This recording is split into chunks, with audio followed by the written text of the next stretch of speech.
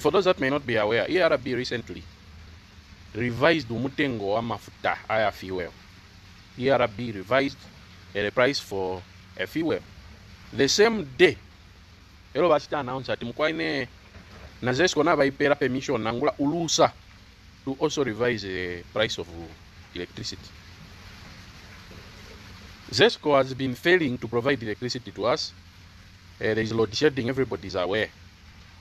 But they applied to ERB to increase. You can clearly see ngakutontonga kwa msango shani ichinto chofirirwa kuleta futu chirunde. If familiarity was a person, the fact of this issue is ERB kulunda malaiti oko ndefa intampire kwa ili ashiria as I continue talking about many other issues. Ili ashiria kulunda malaiti ku ZESCO has been necessitated by the fact that ZESCO is making losses. Ili load shedding ili ile bako. You are not using the power, so it means ZESCO is not generating much revenue from you. So instead ya kufua solution ya kuleta malaiti so that they continue making profit, walefu okulunda ya ene mulishere na yo malaiti. Sure. What kind of So they applied ku ERB kutira yo tuafweni moneni ndalama tulepanga. Lundeni ko chiteni authorize turunde amalaiti ya because moneni nombe ndalama tuwamba okupa. Instead ya kuleta amalaiti ayararenga kutira mupange profit. No, but the solution is to increase even the little you can provide to try and catch up with the loss. Mzambia kurevuta. So ERB approved that request and honored it to say, oh, lundeni kanshi. No, mba kuli utoloto kuli akantu ku ERB. Everybody is blaming the Director General. Yo, we did not agree to increase the electricity.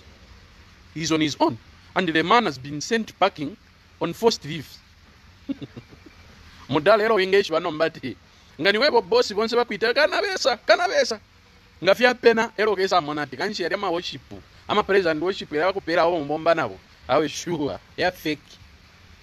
The board has been split at ERB. Baleti that bamudala ba Director General bali beka mwili ashirita twala ndira tibarundi amalight. He has been sent packing. He is now watching no you need to pemele evaluate. Valikuanga ndaba mudala watching from afar. He has been given a letter. He is on first leaves pending investigation. How did the price of electricity get increased without the full consent of the board? No, mbamalenje bati Director General muntu umo ewe ingalunda malaiti ya chalo. Twitter inende mwanamo katimbi kuli sacrificial lambo hapo. Mulandu wa pressure, mulandu wa hiti, muleta pa social media muleta ndaula. Tumwalunda fianse fibiria malaiti na mafuta ya mnoto kashua. Pressure ilia. Na ile totoloto ku ERB.